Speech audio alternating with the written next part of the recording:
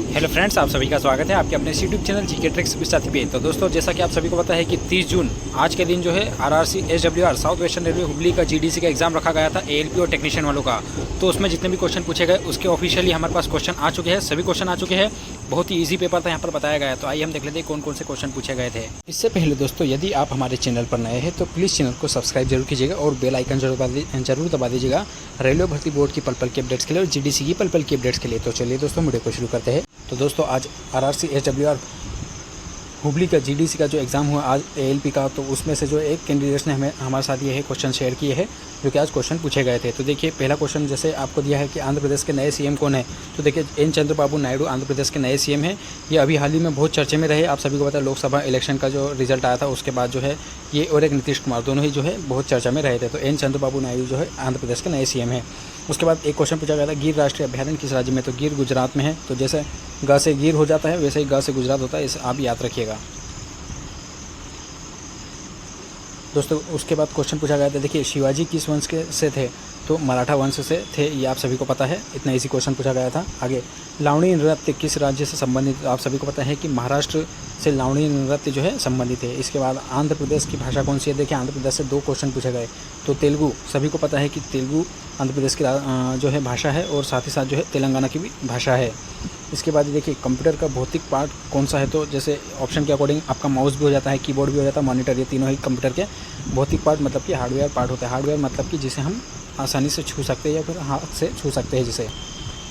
आगे दोस्तों, क्वेश्चन पूछा गया था कि घनत्व किसे कहते हैं। तो घनत्व का जो सूत्र होता है द्रव्यमान बटे आयतन। तो डेंसिटी का जो फॉर्मूला होता है वो आपका मास अपॉन में वॉल्यूम होता है। इसके बाद एक क्वेश्चन पूछा गया था कि प्रकाश की तीव्रता का मात्रक क्या होता है। तो कैंडेला इसका ऐसा ही मात्रक होता है, CD से इसको डिनोट करते हैं दोस्तों। उसके बाद जो है स्पीडोमीटर क्या मापता है। तो ये भी क्वेश्चन दिया गया था। तो वाहन की गति जो है स्पीडोमीटर मापता है। जैसे आपकी स्पीड मापने का जो रहता है ना कि आपकी 20 किलोमीटर प्रति घंटे की स्पीड से चल रही है, 40 की स्पीड से चल रही है, ये स्पीडोमीटर जो है इसकी गति को मापता है, वाहन की गति को। अगला क्वेश्चन है कि कंप्यूटर का मस्तिष्क। देखिए कितना ईजी क्वेश्चन था। तो सेंट्रल प्रोसेसिंग यूनिट CPU को जो है कंप्यूटर का मस्तिष्क कहा जाता है। इसके बाद भारतीय रेलवे ने पर्यावरण, ये एक करंट अफेयर का क्वेश्चन था, भारतीय रेलवे ने पर्यावरण दिवस किस थीम से मनाया। तो देखिए 5 जून को जो है आपका विश्व पर्यावरण दिवस मनाया जाता है। तो इसके लिए भारतीय रेलवे की जो एक थीम थी वो देखिए, हमारी भूमि हमारा भविष्य, ये जो है भारतीय रेलवे की एक थीम थी। उन्होंने पर्यावरण दिवस मनाया इसी थीम के साथ। दोस्तों, आगे क्वेश्चन दिया गया है, देखिए हीटर का तार किसका बना होता है। तो हीटर का जो तार होता है वो नाइक्रोम का बना होता है। इसी तरह से अगर पूछा जाए कि बल्ब का फिलामेंट किसका बना होता है, तो बल्ब का फिलामेंट टंगस्टन का बना होता है। इसके बाद क्वेश्चन पूछा गया था कि MS वर्ड से भी एक की से प्रश्न था, मतलब MS वर्ड में कौन सी कीज़ का यूज़ करते हैं किसी फंक्शन के लिए, इस तरह से दिया गया था। इंजीनियरिंग ड्राइंग से लगभग देखिए 10 से 15 क्वेश्चन पूछे गए हैं, ऐसा कैंडिडेट्स ने बताया। जी हाँ फ्रेंड्स, जैसा कि आप सभी को पता है कि यहाँ पर बेसिक साइंस एंड इंजीनियरिंग मिलाकर के लगभग आपके 10 से 15 क्वेश्चन यहाँ पर पूछे गए हैं। इसके बाद ही देखिए, कंप्यूटर का प्रोसेसर से रिलेटेड एक क्वेश्चन था, इनपुट आउटपुट प्रोसेस वगैरह से रिलेटेड कोई क्वेश्चन था। इसके बाद ही प्रोजेक्शन बेस्ड भी क्वेश्चन था, मतलब कि इंजीनियरिंग ड्राइंग से आपका प्रोजेक्शन बेस्ड क्वेश्चन भी था। इसके बाद दोस्तों, यहाँ पर जो कैंडिडेट ने क्वेश्चन पेपर जो दिया है, तो ये इन्होंने जो है ट्रेड पार्ट B का जो ट्रेड चूज़ किया था, इन्होंने इलेक्ट्रीशियन ट्रेड चूज़ किया था इन्होंने। तो इलेक्ट्रीशियन ट्रेड के क्वेश्चन ये पूछे गए थे। देखिए, पहला क्वेश्चन पूछा गया था, परिपथ में चौक का जो कार्य होता है वो क्या होता है। तो देखिए, फिलामेंट में जो है जैसे आपके फ्लोरेसेंट ट्यूब वगैरह होता है, बल्ब वगैरह होते हैं, तो इसमें जो है आपका जैसे ट्यूबलाइट वगैरह बोल सकते हैं। तो इसमें फिलामेंट के बीच एक बहुत ही उच्च वोल्टेज प्रदान करता है, ठीक है, हाई वोल्टेज प्रोवाइड करता है। इसके बाद देखिए, एक और क्वेश्चन पूछा गया, DC श्रेणी मोटर का उपयोग बताइए। तो DC श्रेणी का मोटर का उपयोग जो होता है तो वहाँ होता है जहाँ पर उच्च प्रारंभिक बलागुण की आवश्यकता होती है, मतलब कि हाई आपकी जो है प्रारंभिक बलागुण की आवश्यकता जहाँ होती है वहाँ पर DC मोटर श्रेणी मोटर का उपयोग किया जाता है। इसके बाद देखिए, एक और क्वेश्चन पूछा गया था, शक्ति का जो फॉर्मूला पूछा गया था। तो P = I² R होता है। इसके बाद आप इसको और भी अगर तोड़ोगे तो इस तरह से P = इसको आप I × R भी ले सकते हैं, या फिर इसको I × R मतलब कि आपका V हो जाता है, तो V × I भी लिख सकते हैं। इस तरह से आप लिख सकते हैं। और आगे क्वेश्चन दिया गया है, देखिए डायोड का एक प्रश्न था, मतलब कि जो सेमीकंडक्टर डायोड वगैरह होते हैं, जैसे आपका जेना डायोड होता है, शॉर्ट की डायोड होता है, PN जंक्शन डायोड होता है, इस रिलेटेड भी एक क्वेश्चन दिया गया था। इसके बाद देखिए, SCR में कितनी परत होती है। तो देखिए, SCR में परत की बात कर ली तो SCR एक प्रकार से आपका सेमीकंडक्टर डिवाइस होता है, हाई कंट्रोल डिवाइस, ठीक है। SCR का फुल फॉर्म होता है सिलिकॉन कंट्रोल रेक्टिफायर। तो इसमें 4 परत होती है, PN, इस तरह से 4 परत होती है और 3 जो है टर्मिनल होते हैं। देखिए, जिसमें आपका एक एनोड होता है, एक कैथोड होता है, बीच में एक गेट टर्मिनल होता है, इस तरह से आप देख सकते हैं। और आगे बात करें तो 4 लेयर होती है, PN SCR में, इस तरह से याद करिएगा।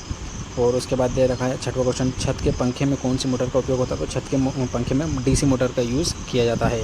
इसके बाद क्वेश्चन दिया गया था, देखिए ट्रांसफार्मर में ऑयल की जो है विशेषता बताइए। तो इसमें जो है उत्कृष्ट विद्युत इंसुलेटिंग गुण होते हैं, मतलब किस इंसुलेटिंग गुण होते हैं, मतलब कि कुचालक टाइप में वर्क करता है। आगे दे रखा है कि विद्युत मोटर का कार्य। तो विद्युत मोटर क्या होती है? तो विद्युत मोटर वो होती है जो कि विद्युत ऊर्जा को यांत्रिक ऊर्जा में कन्वर्ट करती है।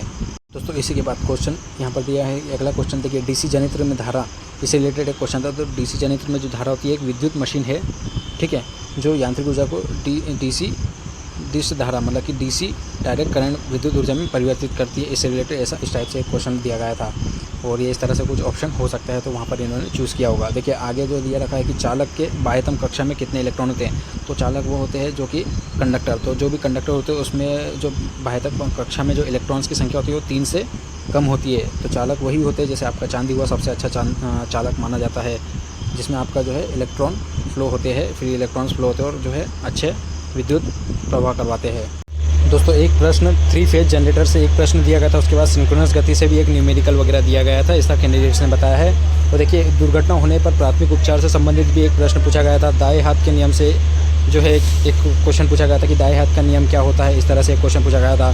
डीसी धारा का परिपथ दिया गया था, उसके रिगार्डिंग भी एक क्वेश्चन दिया गया था। तो इस तरह से यहाँ पर 15 क्वेश्चन जो है कैंडिडेट्स के द्वारा ट्रेड के क्वेश्चन शेयर किए गए हैं और कुछ जीके जीएस के आपके साथ जो मैंने शेयर किए इस तरह से दिए गए थे।